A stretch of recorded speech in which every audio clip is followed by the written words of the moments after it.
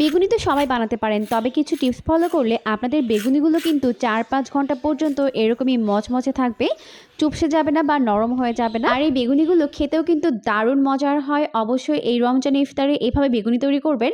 আশা করছি বরাবরের মতো আজকের রেসিপিও আপনাদের কাছে অনেক বেশি ভালো লাগবে। বেগুনি তৈরি করার জন্য আমি এখানে নিয়েছি একটি বেগুন। এরপর বেগুনটিকে এরকম পাতলা করে স্লাইস করে নিয়েছি। আপনারা চাইলে বটি কিংবা ছুরির সাহায্যে করতে পারবেন। আমি এটাকে বটির সাহায্যে এরকম পাতলা করে স্লাইস করে নিয়েছি। এরপর হাফ চামচ পরিমাণ লবণ দিয়ে ভালো করে এটাকে মিশিয়ে একটি সাইডে রেখে দিচ্ছে। আর এরকম ছাঁকনির উপরে রেখে দিব, তাহলে এক্সট্রা পানিটা ঝরে যাবে।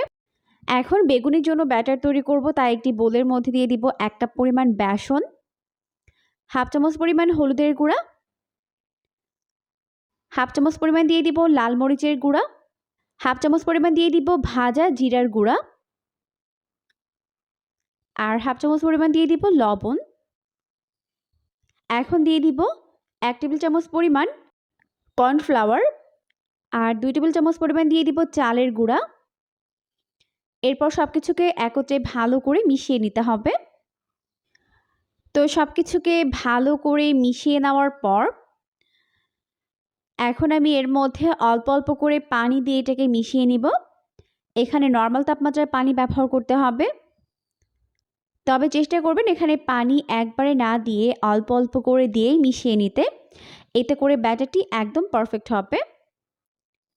এই ব্যাটার কিন্তু খুব বেশি ঘন হবে না, আবার অনেক বেশি পাতলাও হবে না, একটা মিডিয়াম পর্যায়ে থাকবে।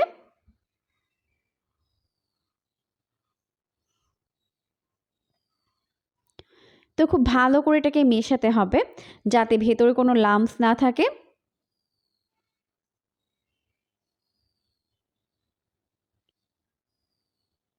তো ভালো করে মিশিয়ে আমি এরকম একটি ব্যাটার তৈরি করে নিয়েছি। আর এই পর্যায়ে এখানে হাফ চামচ পরিমাণ আদা রসুন বাটা দিয়ে দিয়েছে, দিয়ে ভালো করে আবারও মিশিয়ে নিয়েছে। আর দিয়েছি 1/4 টিস্পুন পরিমাণ বেকিং সোডা, যেটাকে খাবার সোডা বলা হয়। এই পর্যায়ে আমাদের ব্যাটার কিন্তু একদম রেডি হয়ে গেছে। এদিকে বেগুন থেকে এক্সট্রা পানিটা ফেলে দেওয়ার পর এটাকে একটি সাইডে রেখে দিব। এখন বেগুনিগুলোকে ভাজার জন্য চুলায় একটি প্যান বসিয়ে দিয়েছে। যথেষ্ট পরিমাণে সয়াবিন তেল দিয়ে তেলটিকে ভালোভাবে গরম করে নিয়েছে। তেল গরম হয়ে গেলে এর মধ্যে 1 চামচ পরিমাণ গরম তেল দিয়ে দিব। এতে করে কিন্তু বেগুনিগুলো অনেক বেশি ক্রিস্পি হয় আর 4-5 ঘন্টা পর্যন্ত এরকমই ক্রিস্পি থাকে। এখন একটি একটি করে বেগুনের স্লাইস নিব, এরপর ব্যাটারের মধ্যে এভাবে ভালো করে ডিপ করে নিচ্ছে, দেখতেই পাচ্ছেন। এরপর এটাকে উঠিয়ে তেলের মধ্যে দিয়ে দিব।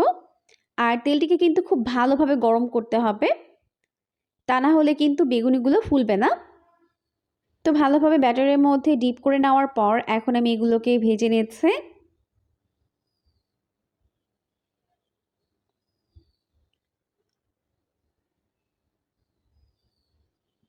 তো একবারে যতগুলো ধরে আমি দিয়ে দিলাম। এরপর উল্টে পাল্টে দুটো সাইড এরকম গোল্ডেন ব্রাউন করে ভেজে নিব।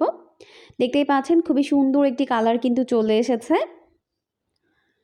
তো উল্টে পাল্টে ভালো করে ভেজে নেওয়ার পর এখন আমি এগুলোকে ভালোভাবে তেল ছড়িয়ে তেল থেকে উঠিয়ে নিচ্ছি। এই পর্যায়ে কিন্তু আমাদের এই বেগুনিগুলো ভাজা হয়ে গেছে, দেখতেই পাচ্ছেন সুন্দর একটি কালার চলে এসেছে। এখন আমি এগুলোকে প্লেটের মধ্যে উঠিয়ে নিব। অনেক বেশি ক্রিস্পি আর খেতেও কিন্তু হয়েছে দারুণ মজার। ইফতারের 4-5 ঘন্টা আগে এভাবে বেগুনি বানালে এগুলো কিন্তু এরকমই মচমচে থাকবে, নরম হয়ে যাবে না। আশা করছি আমার আজকের রেসিপিটি আপনাদের কাছে বরাবরের মতো ভালো লেগেছে। এরকমই সমস্ত নতুন রেসিপি প্রতিদিন পেতে অবশ্যই চ্যানেলটিকে সাবস্ক্রাইব করে রাখবেন। পরবর্তী ভিডিও দেখার আমন্ত্রণ জানিয়ে আজকের মতো বিদায় নিচ্ছি। সবাই অনেক বেশি ভালো থাকবেন। আল্লাহ হাফেজ।